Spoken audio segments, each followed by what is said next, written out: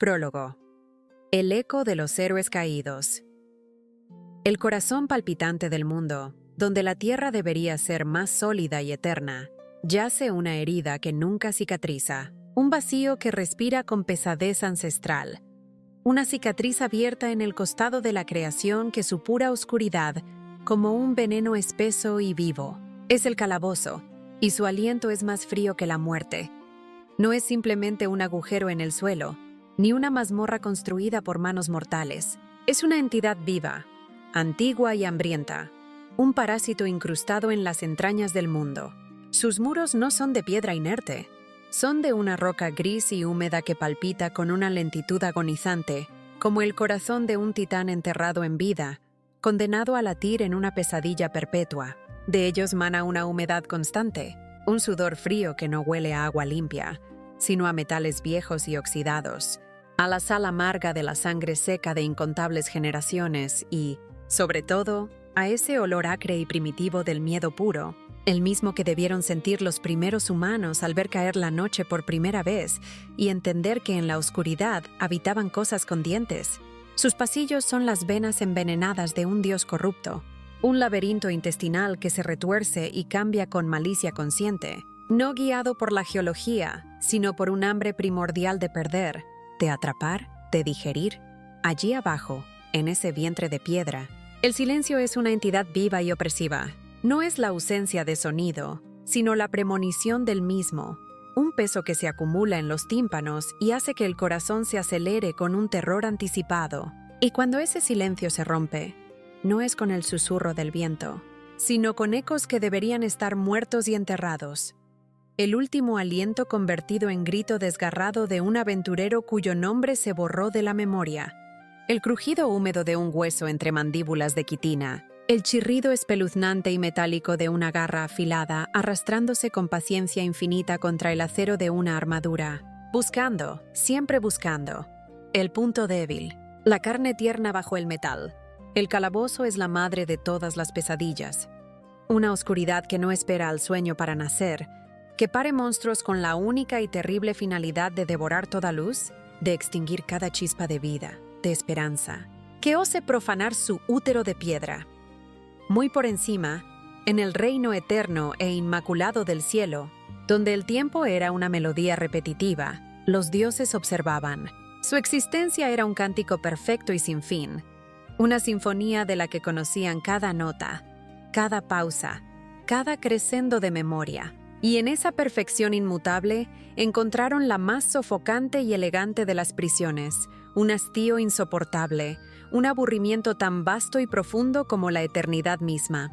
Se morían de hambre en un banquete de ambrosía, se ahogaban en la quietud de la perfección, ansiaban el caos desordenado, la pasión cruda y efímera, la belleza terrible y fugaz de lo mortal. Ese destello que nace, arde con intensidad y se apaga para siempre. Y así descendieron, no como dioses benevolentes, sino como jugadores aburridos que se ponen una máscara para un juego prohibido. Sellaron su arcanum, la esencia misma de su divinidad, y se enfundaron en la frágil y ardiente prisión de la carne mortal, sintiendo por primera vez el latido febril de la sangre, el sudor salado en la piel, el agudo dolor de la pérdida.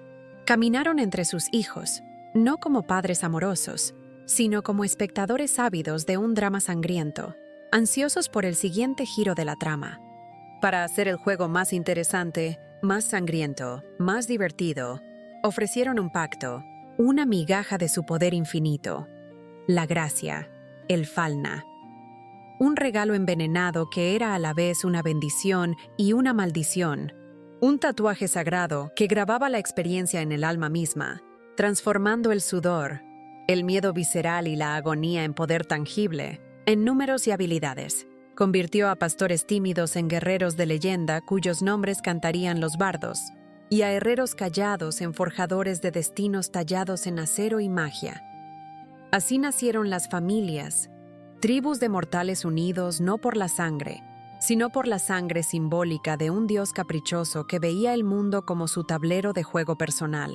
Y así nacieron los aventureros, los títeres glorificados que, con una sonrisa temeraria o un corazón cargado de pesares y sueños rotos, Marchaban voluntariamente, con paso firme o tembloroso, hacia las fauces del infierno, hacia la boca del lobo. Su recompensa, para algunos, la fama, ese espejismo dulce y embriagador. Soñaban con que sus nombres, sus hazañas, resonaran como truenos en cada cantina, que los bardos compusieran baladas lacrimógenas que los inmortalizaran mucho después de que sus huesos se convirtieran en polvo en las profundidades, convertidos en alimento para gusanos ciegos. Para otros, era la fortuna, los destellos engañosos de los cristales mágicos, la promesa de objetos legendarios que podrían comprar no solo lujos efímeros, sino una vida entera de comodidades, un refugio lejos del horror. Y muchos, demasiados, buscaban algo más visceral, más primitivo, la sangre, el éxtasis animal de la caza, el filo delgado y seductor de la muerte rozando sus cuellos, la prueba brutal y definitiva de su propia existencia frente a la nada personificada. Era en el filo de la navaja donde se sentían más vivos. Pero esta historia, la de los aventureros y sus dioses juguetones, es solo el último suspiro, la página final y manchada de un libro épico cuyas primeras hojas, gruesas y amarillentas, están escritas con sangre de gigantes y lágrimas de héroes cuyos nombres el viento se ha llevado. Hubo una era de mitos, mucho antes de que el primer Falna grabara una espalda mortal con su geometría de poder. El mundo era un caos indómito y sangriento, una cantera de horrores donde la humanidad se aferraba a la vida en un susurro, acurrucada alrededor de hogueras que parecían tan frágiles como sus propias vidas. Y de ese caos, de esa desesperación, surgió un payaso, un muchacho de corazón demasiado grande para su pecho y un sueño tan imposible que rayaba en la locura. Ser un héroe. Argonauta. No poseía la fuerza descomunal de un titán, ni la magia arrolladora de los arcamos. Solo tenía un deseo puro, inquebrantable, tan cegadoramente brillante que era un faro en la penumbra: salvar a los demás. Su alma no era de acero templado, sino de esperanza solidificada, frágil y poderosa a la vez. Fue el ideal hecho persona, la primera chispa de puro valor que encendió la hoguera de la era heroica. Una historia tan bella, tan desgarradoramente humana y pura, que los propios dioses, conmovidos en sus corazones inmortales y tal vez avergonzados de su propia lejanía, la tomaron, la embellecieron con detalles dorados y la convirtieron en evangelio, en el modelo a seguir, en la mentira piadosa que impulsaría a todos los que vinieron después. Le siguió la era de la gran hazaña. El mundo, entonces más formado pero no menos vulnerable, se enfrentó a su calamidad definitiva, su juicio final con alas de cuero y escamas más duras que el adamantio, el apocalipsis negro, el dragón negro. Su sola sombra, vasta como una tormenta, extinguió soles y sumió continentes en un crepúsculo perpetuo. Un héroe, el más grande de su tiempo, un mercenario cansado llamado Albert Waldstein, alzó su espada no por gloria o canto de bardos, sino por pura y cruda necesidad. Lideró la carga final, uniendo a espíritus etéreos de los bosques ancestrales y a reyes orgullosos de castillos de piedra, en una última y desesperada alianza tejida con hilos de esperanza. Fue la batalla más colosal, más cataclísmica, que los cielos jamás habían contemplado. Un poema épico, escrito con relámpagos que desgarraban el firmamento y fuego que fundía montañas. Y fue, a pesar de todo el valor, un desastre absoluto, una carnicería de proporciones míticas que dejó la tierra baldía. Albert Waldstein, el último bastión, cayó con su espada rota en la mano. El dragón, herido pero lejos de ser vencido, con cicatrices humeantes en su lomo, se retiró con desprecio a lamer sus heridas, dejando al mundo con una misión inconclusa, una cicatriz abierta en el tejido de la realidad, que supuraba desesperanza y el amargo sabor de la derrota. La historia, cruel y cíclica, se repitió, pero esta vez no como una tragedia noble, sino como una farsa sangrienta y grotesca. 15 años antes de que nuestro presente comenzara, en la cúspide dorada de Horario, donde la arrogancia olía a incienso y monedas, las dos familias que se creían dueñas del destino, Zeus y Hera, decidieron reclamar el trofeo final, el único que importaba. Con el poder de guerreros de nivel 8 y 9, seres que rozaban la divinidad, la llamada Edad de Oro de la aventura. Una arrogante procesión de brillo y fuerza marchó con estandartes desplegados y corazones llenos de soberbia para terminar lo que Albert había empezado. Iban a terminar con el apocalipsis negro. Iban a matar al dragón. Fracasaron. No fueron derrotados.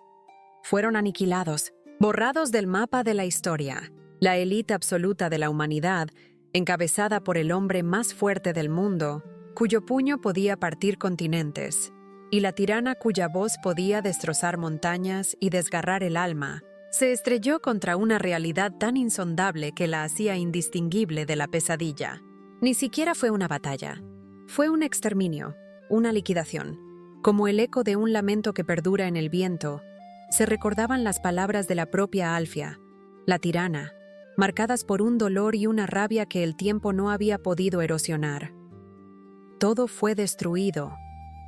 No quedó nada, ni gloria, ni heroicidad, ni siquiera cadáveres dignos que llorar, solo un mar de sangre, un océano rojo e hirviente bajo un cielo vacío y mudo, donde nuestros propios dioses, avergonzados o aterrados, ya no podían mirar. Sus héroes, cuyos nombres alguna vez fueron sinónimo de poder y ahora son blasfemias susurradas en rincones oscuros, no fueron simplemente masacrados, fueron disueltos, desintegrados, reducidos a ese único y grotesco mar escarlata que era su único monumento. Los dioses caídos, Zeus y Hera, no solo perdieron a sus hijos queridos, sino también su orgullo, su estatus, su mismo lugar en el juego.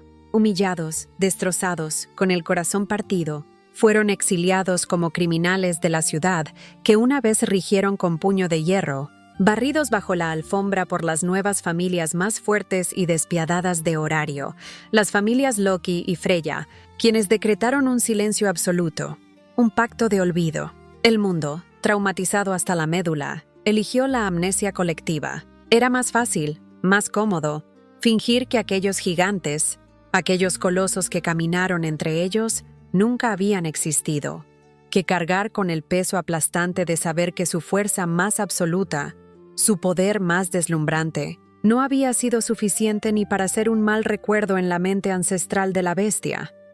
Pero el pasado nunca muere del todo. No se desvanece como el humo, solo se esconde, se retira a las sombras más profundas, donde fermenta con amargura y se fortalece con el deseo de vindicación. La derrota no es el final, es una semilla envenenada que aguarda en la oscuridad, latiendo con la paciencia de los condenados, y lejos del bullicio ciego de Horario, lejos de las luces cegadoras y las mentiras convenientes, en las montañas más altas donde el aire es tan puro y frío que corta los pulmones como una navaja de hielo, esa semilla ha germinado, no como un monumento de piedra fría, sino como una cicatriz viviente que duele con cada latido, no como un recuerdo nostálgico, sino como un juramento tallado en el hueso y el alma. El mundo cree, necesita creer, que solo sobreviven un viejo olvidado cargado de arrugas y rencor, y su amargura impotente. Se equivocan de manera monumental. El legado de Zeus y Hera, la última y más tenaz chispa de la Edad de Oro, no se extinguió en aquel mar de sangre. Ha crecido en la oscuridad, se ha alimentado de la rabia y la pérdida. Ahora tiene un nombre, un rostro, un corazón que late con la furia de los traicionados, y está a punto de bajar de la montaña. Arco 1. Los vestigios de la Edad de Oro. Acto 1. La semilla forjada. El viento no silbaba, aullaba. Era el lamento congelado de 1.000.000 de almas perdidas, que azotaba la cumbre de la montaña con furia personal. Cada ráfaga era una navaja de hielo que no solo cortaba la piel de Belcranel, sino que le robaba el calor del hueso y helaba el mismo aliento en los pulmones. Con menos de una década, yacía de espaldas en la nieve, un muñeco roto. Un dolor agudo y punzante en sus costillas le recordaba el último impacto del puño de Sald. Al toser, un hilillo de sangre escarlata manchó su barbilla y salpicó la blancura virgen a su lado. Observó fascinado y aterrorizado cómo el líquido vital se congelaba en cuestión de segundos, formando un frágil rubí carmesí, tan frágil como un cristal, tan quebradizo como él se sentía. El miedo era un sabor metálico en su boca, mezclado con la sangre. Un temblor incontrolable que no proviene solo del frío azotaba su pequeño cuerpo. Cuando su mirada se atrevió a alzarse sobre la figura que se cernía sobre él, su corazón se encogió como si una mano helada lo apretara. Sald no era solo un hombre. Era una geografía de músculo y cicatrices, una montaña que respiraba cuyo simple aliento formaba nubes fantasmagóricas en el aire. Los ojos del gigante, dos pedernales en la penumbra, no reflejaban ira, sino la aterradora paciencia de un glaciar avanzando lentamente para aplastar todo a su paso. Sald no rugió. El silencio que dejó el viento fue más aterrador que cualquier grito. Con una lentitud que era más insulto que advertencia, avanzó. Su bota, tan ancha como el torso del niño, no se alzó para patear. Se posó con un peso definitivo sobre el brazo sano de Belle, el único que podía salvarlo. No fue un impacto, fue una sentencia. La presión comenzó, baja y constante, como el avance de una losa de piedra. No era fuerza para romper, sino para aplastar, para demostrar una verdad simple y brutal. El mundo no te golpeará. Te inmovilizará hasta que decidas dejar de ser víctima. El pánico, un sabor a hierro y bilis, estalló en la garganta de Belle. Forcejeó, un animal acorralado, sus dedos cavando surcos inútiles en la nieve. Entonces, sus ojos se encontraron con los de Sald. No había furia en ellos, solo la evaluación fría de un herrero que contempla un metal que se resiste a ser forjado. Y en esa quietud, una verdad más fría que el hielo lo atravesó. Forcejear era ruido. Era derrota. El forcejeo de Belle se detuvo. Contuvo la respiración, ahogando un gemido. Y con un esfuerzo que le hizo brotar lágrimas silenciosas de pura frustración, empezó a empujar contra la bota. No con la desesperación del pánico, sino con la fuerza concentrada y fría de una voluntad recién descubierta. Sald retiró el pie. «Media hora para el desayuno», dijo, y se dio la vuelta. La lección estaba dada. Belle intentó empujarse, un nuevo y agudo dolor recorriéndole el costado, pero su brazo roto no respondía, colgando como un peso muerto e inútil. Desde donde estaba, Sald observó el fallo, no con desdén, sino con la fría evaluación de un herrero. El dolor lo inmoviliza. Bueno, el miedo a ese dolor también. 2 fallas en el acero. Hay que templarlo. Quebrar ese umbral. Forzar el instinto a superar la señal de alarma del cuerpo. No eran pensamientos de compasión, sino el análisis de un artesano sobre su material de trabajo. Tu respiración es un desastre predecible. La voz de Alfia no llegó como un grito, sino como una observación cortante que partió el aire. Estaba sentada en una roca, inmóvil como una estatua de hielo. Para subrayar sus palabras, exhaló. En el aire glacial, el aliento de cualquier persona formaba una nube de vapor fantasmagórica. El de Alfia no. De sus labios pálidos surgió un fino haz de aire perfectamente definido y transparente, como si hubiera extraído todo el calor y la humedad de su pulmón. Era el silencio hecho visible, un reproche mudo, pero más elocuente que cualquier discurso, al jadeo caótico que escapaba de los pulmones de Belle. Belle, cuyo pecho aún se sacudía, vio aquel fenómeno. Y, por contraste, el sonido de su propio cuerpo le pareció de repente vulgar. Cerró los ojos, no para escapar, sino para ahogar el ruido exterior. Y el interior, el tiempo, marcado solo por el ciclo interminable de entrenamiento, dolor y sueño, había comenzado a tallar sus lecciones en el cuerpo de Belle. El viento aullaba con la misma furia, pero los golpes que recibía ya no lo derribaban con la misma facilidad. Sus músculos, antes flacos, ahora tenían la tensión de un arco joven. Durante un nuevo intercambio, una embestida de Sald que habría pulverizado al niño de semanas atrás, Belle no solo la esquivó, giró sobre su talón, un movimiento que Alfia le había tallado en la memoria muscular, y su contraataque, seco y preciso, encontró el punto blando bajo las costillas del gigante. ¡Uf! Sald retrocedió un paso. Una sonrisa lenta y feroz se dibujó en su rostro. Bien, desde su roca Alfia no sonrió, pero sus ojos plateados, que habían estado midiendo cada micromovimiento, parpadearon una vez. Tiempo de reacción, reducido en un 8.1% desde la línea base inicial. Gasto energético en el movimiento, reducido en un 19%. Ruido mental previo al ataque, disminuido en un 60%. Los datos fluyeron en su mente, formando un informe frío. Luego, el veredicto final. Progreso aceptable. La dirección es correcta. Más tarde durante la cena, la tensión era tan palpable como el frío que se colaba por las grietas de la cabaña. Belle removía el estofado. Cada movimiento de la cuchara un recordatorio de sus costillas magulladas. La repentina irrupción de Zeus fue como un trueno en un cielo tranquilo.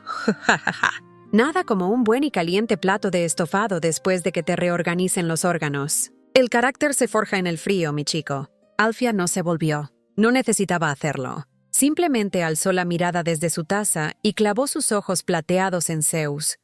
Un zumbido bajo, tan profundo que parecía nacer en los huesos de uno, llenó la habitación.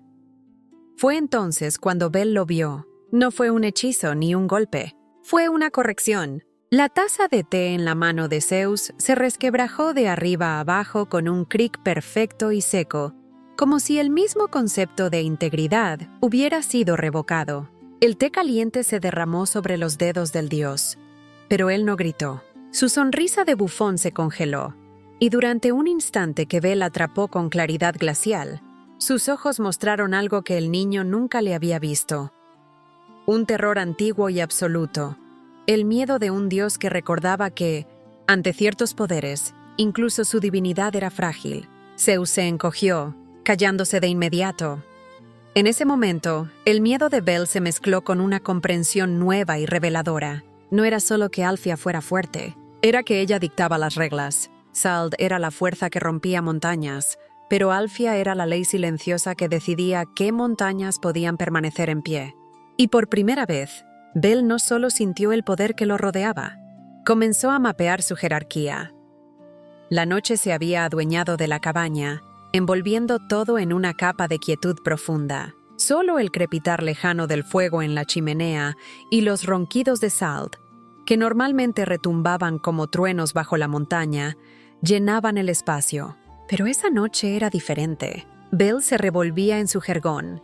El dolor de sus costillas magulladas era un latente recordatorio, pero no era eso lo que lo mantenía despierto. Era el silencio. Los ronquidos de Sald habían cesado. Era una ausencia tan abrupta y antinatural que erizó la piel de Belle. Un instinto primario, el mismo que lo hacía esquivar un golpe antes de que su mente lo procesara, lo impulsó a deslizarse de la cama. Los dedos de sus pies descalzos se curvaron contra el frío del suelo de madera. Avanzó con la sigilosa cautela que Alfia le había inculcado, convirtiendo cada paso en un susurro, cada respiración en un robo de aire, un destello. Pálido y frío como la luz de la luna que se filtraba por la ventana, captó su atención. Provenía de bajo la cama de Sald. No era un brillo, sino un fulgor sordo, como el de una vieja moneda de plata olvidada en el fondo de un pozo. Se acercó, el corazón martilleándole el pecho. No era curiosidad lo que lo guiaba, sino la misma certeza gélida que precede a un desastre. Estaba a punto de profanar un santuario. Era una caja de madera tosca, sin pulir, tan cubierta de polvo y telarañas que parecía una extensión más del suelo, pero estaba colocada con una precisión milimétrica en el espacio entre el lecho y las tablas, como una losa funeraria perfectamente encajada. Y allí, arrodillado ante ella como un coloso derrotado por un dios, estaba Sald. No era el glotón. Era la sombra de lo que una vez fue. Sus hombros, capaces de sostener el peso del mundo, estaban encorvados, vencidos por una carga invisible. Sobre sus muslos descansaba la culpa hecha metal, un peto de acero, antiguo y noble, ahora destrozado por una sola abolladura colosal. No era un arañazo ni una grieta, era el molde de un golpe que había arrancado un alma del mundo, una cavidad tan profunda y perfecta que parecía un portal abierto a la nada misma. Las manos de Sald, aquellas que partían troncos y aplastaban huesos, sostenían los bordes rotos del peto, pero no con fuerza. Lo hacían con una delicadeza que helaba la sangre, una reverencia fúnebre. Sus dedos, gruesos y llenos de cicatrices, trazaban el contorno de la muerte con la lentitud de un agonizante y la precisión de un cirujano. No limpiaba, no pulía, leía cada grieta menor, cada abolladura que radiaba del impacto central. Era para él una palabra en un epitafio que solo él podía descifrar. Su respiración, siempre un fuelle potente, era ahora un susurro tan tenue que el crepitar del fuego lo ahogaba por completo. Era el ritual de un hombre que, noche tras noche, volvía a tocar la herida que le arrancó a su mejor amigo, intentando, quizás por la millonésima vez, comprender el momento en que su propia fuerza, su razón de ser, había resultado inútil, un crujido seco, ínfimo, detrás de él. Bell se paralizó, el terror inundándolo como un líquido helado. Se dio la vuelta, los movimientos lentos y forzados. Sald no estaba arrodillado, estaba de pie, llenando el marco de la puerta, su inmensa figura devorando la escasa luz de la habitación. Pero no había ira en sus ojos, solo una fatiga infinita, la de un glaciar que hubiera recorrido milenios. «Eso», dijo la voz de Sald. No era un rugido, era un eco grave y cansado que parecía ascender desde el fondo de una caverna. «No es asunto tuyo». Bell esperaba el castigo. Se preparó para el golpe que lo borraría por su intrusión, tensando los músculos, conteniendo el aliento hasta que le dolieron los pulmones. La violencia de Sald era una constante en su vida, un lenguaje que entendía, pero la violencia no llegó. En su lugar, Sald se acercó. Sus pasos, por primera vez, no hicieron temblar el suelo. Se arrodilló frente a Bell, y su enorme figura, ahora a su altura, ya no parecía amenazante, parecía trágica, protectora de un secreto demasiado pesado. Era tu padre. Las palabras no golpearon. Se posaron sobre Bell con el peso frío y absoluto de una losa de granito. El mundo se detuvo. El aire se espesó, volviéndose difícil de respirar. Esas 3 palabras le dieron un nombre, una identidad, un fantasma concreto al vacío que siempre había llevado dentro. La figura abstracta de un progenitor se materializó, de repente, en el metal retorcido. No era fuerte. La voz de Sald era áspera, pero carecía de su mordiente habitual. No como yo, pero era terco, como una mala hierba, un espasmo, un destello de algo que en otro rostro podría haber sido una sonrisa. Se torció en los labios del gigante, deformado por un dolor tan arraigado que se había convertido en parte de él. Cuando cargábamos, él siempre se quedaba atrás. Jadeaba, maldecía, pero nunca se detenía. Pero cuando la retirada sonaba, él siempre era el último en volverse. Siempre. Bell lo escuchaba, y el sonido que llegaba a sus oídos ya no era la voz del glotón. Era la voz de un hombre que había caminado junto a su padre, que lo había conocido, que lo había amado. Un nudo de emociones contradictorias se le formó en la garganta, tan grande y apretado que le dificultaba tragar. Dolor por un hombre que nunca conocería, una pena agria y profunda por el hombre que tenía frente a él, cargando semejante cruz. Y brotando de entre la tristeza, una chispa de un extraño y amargo orgullo por el padre débil pero valiente. La mano de Sald, la que había definido el dolor en la vida de Bell, se alzó. Instintivamente, Bell cerró los ojos con fuerza, el cuerpo rígido, esperando el impacto familiar, pero el golpe no llegó. En su lugar, sintió el contacto áspero y calloso del dorso de los dedos de Sald, recorriendo su frente para apartarle un mechón de pelo sudoroso. El gesto fue torpe, casi mecánico, pero impregnado de una ternura tan brutal e inesperada que le quebró por completo las defensas. Una lágrima caliente, traicionera, se escapó de su ojo y recorrió su mejilla, enfriándose al instante en el aire gélido.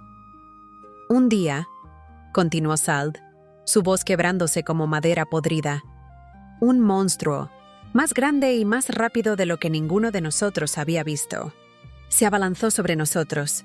Yo me preparé para recibirlo. Era lo que siempre había hecho. Mi cuerpo era el muro. Hizo una pausa, y el silencio fue más elocuente que cualquier grito. Pero él, ese idiota terco, se interpuso. Me empujó a un lado con una fuerza que no sabía que tenía, y me sonrió. «Esta vez te toca a ti cubrir la retirada, glotón», dijo. Salt miró directamente a los ojos de Belle, y por primera vez, el niño vio más allá de los pedernales. Vio el océano de dolor, de culpa y de amor no dicho que siempre había estado allí, esperando. Él me salvó la vida. La confesión fue un susurro ronco, cargado de la vergüenza de un superviviente. Y yo no pude salvar la suya. En ese momento, la última pieza del rompecabezas se encajó en la mente de Belle con un golpe seco. La brutalidad, los entrenamientos despiadados, los gritos de «devora tu miedo». Todo cobró un nuevo y doloroso sentido. No era para crear un monstruo a su imagen, era para asegurarse de que este niño, el último y más preciado fragmento de su mejor amigo, nunca, jamás, tendría que ser salvado de la misma manera. Cada golpe era un grito de «sobrevive», cada lección de brutalidad, un conjuro contra el sacrificio.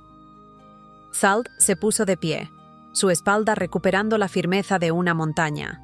Recogió el peto con la misma reverencia y lo guardó en su caja, sellando el santuario una vez más. «Vuelve a la cama», dijo, su voz recuperando un ápice de su firmeza habitual, pero ahora teñida de algo nuevo, algo que Belle nunca le había oído: respeto. «Mañana el entrenamiento será el doble de duro». Hizo una pausa final, cargando las siguientes palabras con todo el peso de su tragedia. «No puedes ser débil, no como él». Belle no pudo hablar. El nudo en su garganta se lo impedía, apretando demasiado.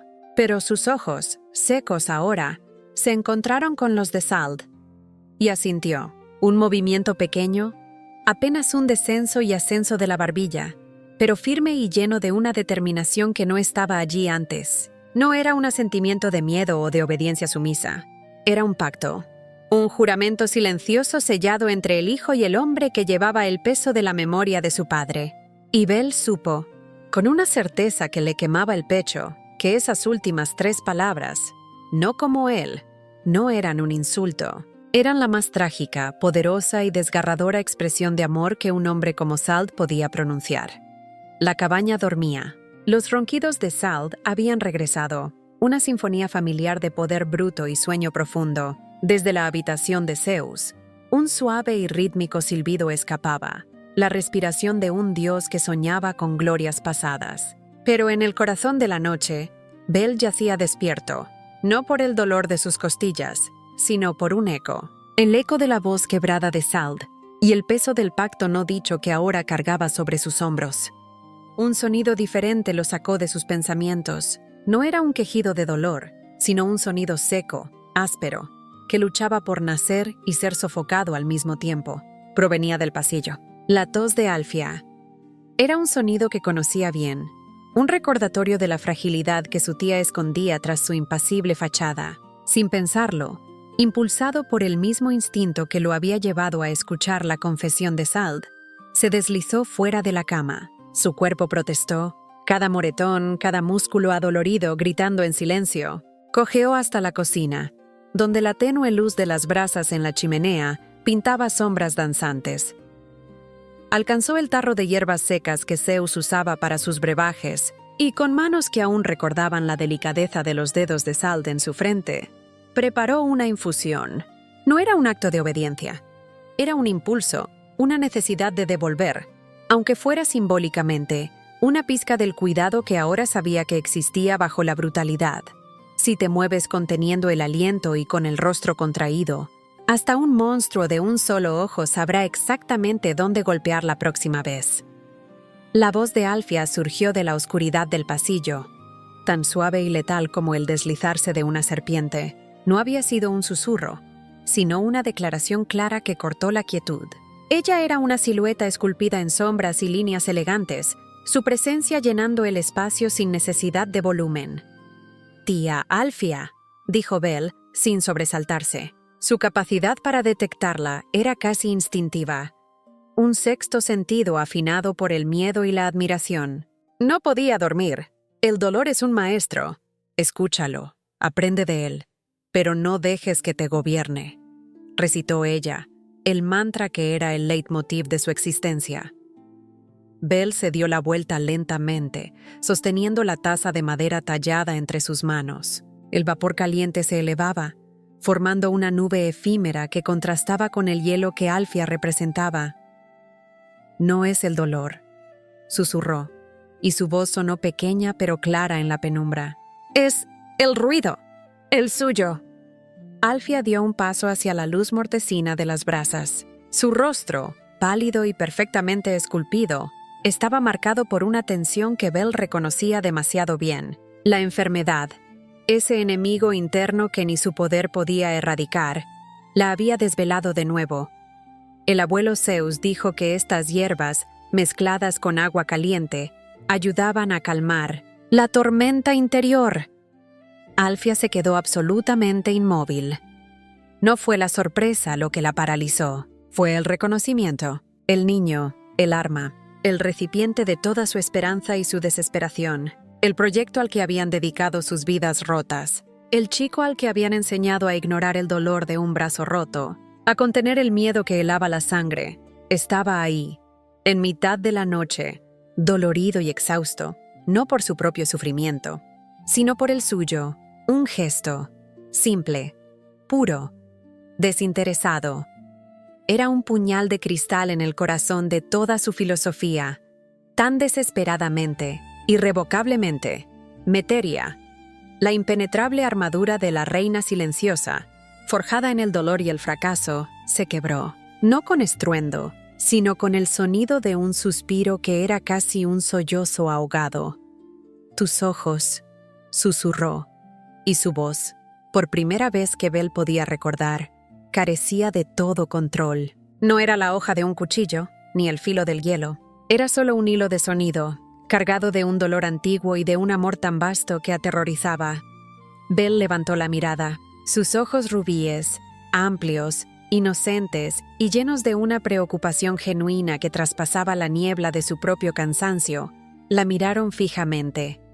Eran los ojos de su hermana, la misma mirada, el mismo destello de luz incorruptible que Meteria le dedicaba incluso en sus peores días, cuando la enfermedad ya consumía su cuerpo pero no su espíritu. Era un reflejo tan exacto, tan dolorosamente perfecto, que por un instante Alfia no vio a un niño, vio a su hermana muerta devolviéndole la mirada desde el pasado. La mano de Alfia, esa mano que podía canalizar energía suficiente para pulverizar una fortaleza, tembló levemente. Un temblor infinitesimal, pero para ella, que gobernaba cada átomo de su ser, fue como un terremoto. ¿Qué estamos haciendo? El pensamiento la golpeó con la fuerza de un martillo. Estamos tomando esta alma pura, esta bondad que es el último milagro en este mundo podrido, y la estamos ahogando en nuestra propia sangre sucia, en nuestro rencor, en nuestro fracaso. Le estamos enseñando a ser un monstruo para vengar a otros monstruos.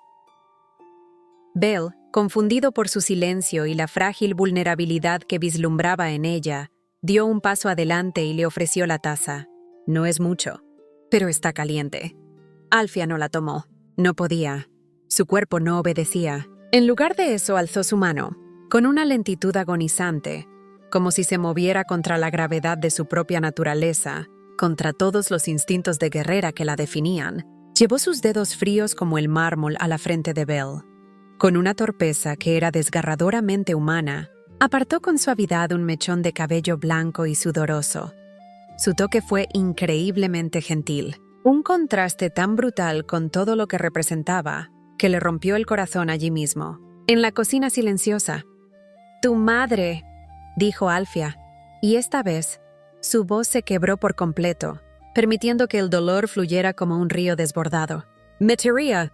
Su amabilidad era un faro en la noche más oscura, Belle. Brillaba con una luz tan intensa, tan pura, que iluminaba todas nuestras sombras. Hacía que creer en algo bueno fuera fácil. Belle la miró, sin comprender la totalidad del peso histórico de sus palabras, pero sintiendo la abrumadora ola de emoción que llevaban consigo. Alfia bajó la mano, y el puño se cerró de nuevo, apretando con fuerza hasta que los nudillos quedaron blancos, como si intentara aferrarse a los fragmentos de su coraza. La máscara de la guerrera implacable regresó a su rostro, pero sus ojos, sus plateados y siempre impasibles ojos, seguían destrozados. El hielo se había fundido. revelando el océano de dolor que había debajo. Pero los faros... ¡Niño! Su voz se volvió de nuevo fría, pero ahora era una frialdad desesperada, protectiva, la de una madre loba mostrando los dientes no por ira, sino por miedo. No solo guían a los barcos perdidos a puerto seguro. Hizo una pausa, cargando cada palabra con un significado terrible, con la advertencia de quien ha visto arder los faros más brillantes. Atraen a los monstruos que nadan en las profundidades. Siempre, sin falta. Se dio la vuelta de golpe, su espalda rígida como el acero, una silueta de orgullo y dolor contra la luz del fuego. No podía permitir que él viera más. No podía permitirse sentir más. La amabilidad como la tuya no puede sobrevivir en este mundo sin un poder absoluto que la proteja, un poder que la haga inviolable. Sus palabras eran un decreto, una sentencia para sí misma y para él. Vuelve a la cama. Mañana le diré a Salt que tu juego de pies es patético, que te falta equilibrio. El entrenamiento de agilidad será el doble de duro. Y sin mirarlo una vez más, se desvaneció en la oscuridad del pasillo, dejando a Belle solo en la cocina, sosteniendo la taza de té que nunca bebería, el aroma de las hierbas amargas mezclándose con el fantasma de su dolor. Y él lo entendió. No era un castigo, no era crueldor. Era el único lenguaje que ella conocía para proteger el último faro que le quedaba al mundo. Las palabras de Alfia no se desvanecieron en el aire. Se quedaron flotando en la penumbra de la cocina, pesadas como plomo, afiladas como esquirlas de hielo. Los faros atraen a los monstruos. La frase resonó en el cráneo de Belle, encontrando un eco amargo y familiar. Ya no era solo el niño que quería ser fuerte para sobrevivir. Esa motivación, simple y pura, se sentía ahora como un juguete roto. Las confesiones de la noche habían destrozado esa simplicidad. Un frío que no tenía que ver con la temperatura se extendió desde su pecho hasta las puntas de sus dedos. No era el miedo al que estaba acostumbrado, ese miedo animal al dolor inmediato. Este era un temor ancestral, una comprensión profunda y gélida de la mecánica del mundo. Alfia no le estaba advirtiendo sobre bestias del calabozo o asesinos de Evilus. Le estaba mostrando una ley universal de hierro. La luz, por su mera existencia, provoca la oscuridad. Miró la taza de té que sostenía, aún caliente entre sus manos. Ya no era solo una ofrenda de consuelo, era un símbolo. Y en su reflejo distorsionado en la superficie de la madera, sus ojos rubíes ya no le parecieron solo los de un niño. Eran un faro. Un faro que, sin querer, sin desearlo, ya estaba atrayendo la atención de las cosas que nadan en las profundidades. Los monstruos no eran solo Salt y Alfia. Ellos eran los custodios de un faro mayor, los centinelas que intentaban, a su manera terrible, fortificar la luz antes de que la marea de la oscuridad llegara por ella. No puedes ser débil, no como él, había dicho Salt. La amabilidad no puede sobrevivir sin un poder absoluto, había dictado Alfia. Las dos verdades, aparentemente opuestas, chocaron dentro de él y, en lugar de anularse, se fundieron. La brutalidad de Salt y el control de Alfia no eran fines en sí mismos, eran los cimientos, los muros de un faro fortificado. Su amabilidad, su corazón de argonauta, no era la debilidad a extirpar, sino la luz que había que proteger a cualquier costo.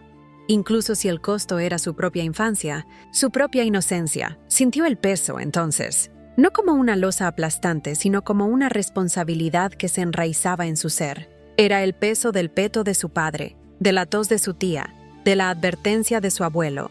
Era el peso de ser el heredero de una luz que otros habían muerto por proteger. Ya no había lugar para la confusión. La niebla se disipó. Cuando Alfia se desvaneció en la oscuridad, no lo dejó con dudas, sino con una certidumbre terrible y clara. Dejó la taza sobre la mesa. El vapor ya no se elevaba. Su cuerpo, adolorido y exhausto, se sentía diferente. Ya no era solo un conjunto de magulladuras y huesos cansados. Era el armazón, el recipiente de algo mucho más grande que él. Y por primera vez, no le aterrorizaba, lo aceptaba. El entrenamiento de agilidad no sería un castigo. Sería una herramienta. Cada golpe, cada lección, cada gota de sudor, sería un ladrillo más en el muro que protegería su luz, la luz que había heredado de su madre y que ahora era su cruz y su espada. Se quedó allí, de pie en la cocina silenciosa, mirando hacia la oscuridad del pasillo por donde ella había desaparecido. Y en su interior, una nueva verdad se encendió, fría y determinada. Él no sería el faro desprotegido, sería la fortaleza. Belle aún estaba de pie en la cocina, el eco de las revelaciones resonando en su silencio, cuando una voz susurró desde la penumbra de la sala principal. Ella también está asustada. No era la voz estruendosa del bufón, era grave, serena y cargada de una pesadez milenaria. Zeus estaba sentado en su sillón, ya no dormitando. Sus ojos, tan antiguos como las estrellas que no podían ver a través del techo, lo observaban con una lucidez que Belle nunca antes le había visto. «Ven aquí, niño». No era una sugerencia, era una convocatoria. Belle, moviéndose como un autómata, obedeció. Zeus se levantó con un quejido que esta vez no parecía fingido y lo guió a la puerta principal. La abrió de par en par, y el aliento gélido de la noche, cargado del olor a pino y nieve virgen, invadió la cabaña, barriendo el último vestigio de calor y sueño. Afuera, el mundo era un tapiz de terciopelo negro tachonado con diamantes fríos. La inmensidad del cielo era a la vez aterradora y sublime. «Sal te enseña a ser un desastre natural», comenzó Zeus, su voz un susurro ronco que competía con el viento. «Un terremoto con puños. Alfia te enseña a ser un bisturí, la muerte perfecta e impersonal». Hizo una pausa, dejando que las palabras y el frío calaran. «Y tienen razón. Te están convirtiendo en un monstruo para poder matar a un monstruo mayor. Y lo necesitarás. Cada gramo de ese poder». Zeus tomó la espada de madera gastada que siempre estaba apoyada en la pared exterior. No la blandió como un arma, la sostuvo como un maestro sostenía una tiza. «Pero ambos están rotos, Belle, cegados por su propio dolor. Se olvidan de la lección más importante, la que separa al veterano del victorioso». De repente, su postura cambió. No adoptó una guardia de guerrero, sino la pose desgarbada y casi cómica de un borracho tambaleándose. Sus pies estaban torpemente separados, sus brazos colgaban flojos. Parecía un blanco perfecto. «Albert Waldstein», dijo el nombre con un respeto que helaba el aire. El héroe mercenario. No era el más fuerte, no era el más controlado, era el más listo. Luchaba como un payaso, como un tramposo. «Mírame, Belle, ¿qué ves?» Belle, confundido, dijo: Un anciano desequilibrado». «Exacto». Una sonrisa astuta se dibujó en los labios de Zeus. «La primera mentira, la que el enemigo quiere creer». Y entonces, Zeus le mostró el movimiento. No fue un ataque, fue un colapso controlado. Dio un paso hacia adelante, tropezando de forma exagerada. Pero ese tropiezo lo llevó a enrollarse alrededor de un golpe imaginario como una enredadera, su cuerpo girando en un eje imposible. La espada de madera no cortó, se deslizó, no hacia un punto vital, sino hacia la muñeca, el tobillo, la rodilla del oponente invisible, usando su propio ímpetu imaginario para destrozarlo desde dentro. No había fuerza bruta, no había control elegante, había caos dirigido, pura y simple física perversa. Era el arte de ganar una pelea sin luchar como se esperaba, sino cambiando las reglas del juego. Ellos te están dando un escudo de poder indestructible y una espada de control perfecto, dijo Zeus, jadeando levemente, su aliento formando nubes en la noche. Pero esto, señaló la espada de madera, es el ingenio, la capacidad de adaptarse, de improvisar, de ser impredecible, de ver el tablero de juego donde otros solo ven una pelea.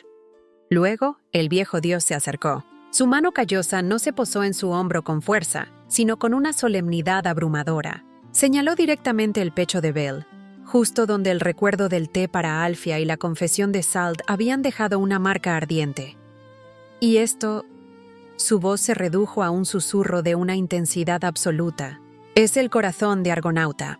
No solo la bondad, niño, no solo el faro, es la brújula, la capacidad de conectar, de entender no solo al enemigo, sino a tus aliados, a ti mismo, de encontrar una salida donde solo hay muros, no porque seas fuerte, sino porque eres listo y porque tienes una razón para encontrarla.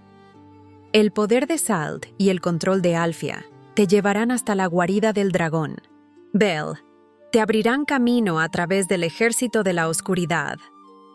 Sus ojos, llenos de la sabiduría de eones, se clavaron en los de Bel. Pero el ingenio de Albert y el corazón de Argonauta son lo que te permitirán mirar al dragón de un ojo a la cara y, en lugar de ver una bestia invencible, ver un problema y encontrar la forma de ganar.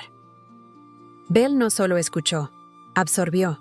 Sintió las piezas del rompecabezas encajando en su mente. La fuerza, el control, el ingenio, el corazón, ya no eran conceptos en guerra. Eran los 4 pilares de un solo edificio. Su edificio. Apretó la empuñadura de la espada de madera. Ya no era un juguete. Era la primera herramienta de su nuevo arsenal. Las palabras de Zeus no se desvanecieron. Se incrustaron en lo más profundo de Bel, fundiéndose con el dolor de sus costillas, con el frío del metal del peto de su padre, con el calor fantasma del té de Alfia y con el sabor amargo de la culpa de Sald.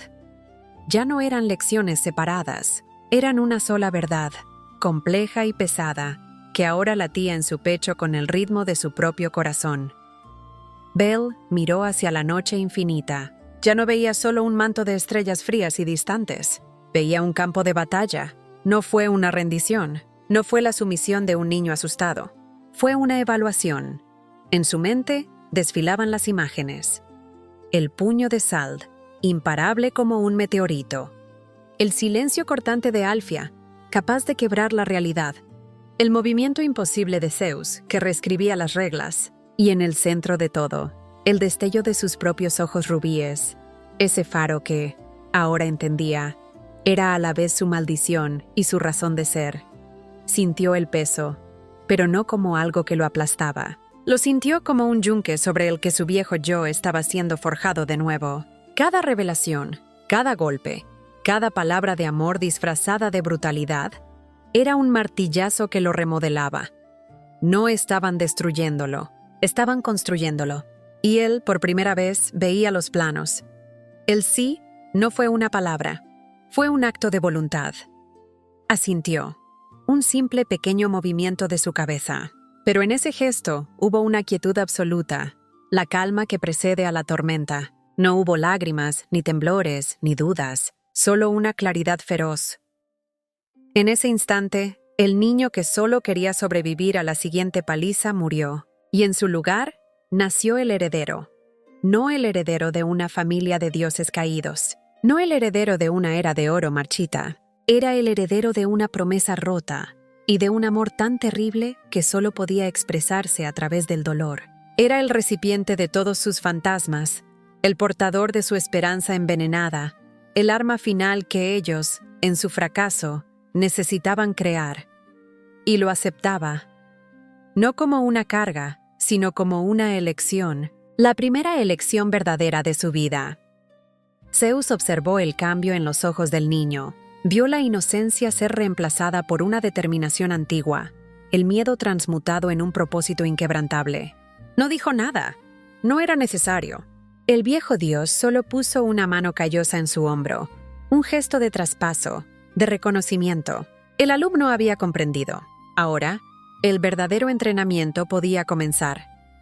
Bel dio una última mirada a las estrellas, a ese campo de batalla silencioso. Sabía que la paz de la montaña era una ilusión, un respiro temporal. Abajo, en el mundo, el calabozo respiraba, los dioses conspiraban, y la sombra de un dragón se cernía sobre el futuro. Y él, Bel Cranel, con sus 14 años y un corazón forjado en el hielo y el fuego de 3 titanes caídos, tendría que enfrentarlo, no como un héroe de leyenda, no como un monstruo de pesadilla, sino como sí mismo. Giró sobre sus talones y volvió a entrar en la cabaña, dejando atrás la noche gélida. La puerta se cerró con un golpe sordo, pero no fue el sonido de un final. Era el portazo que abría la guerra.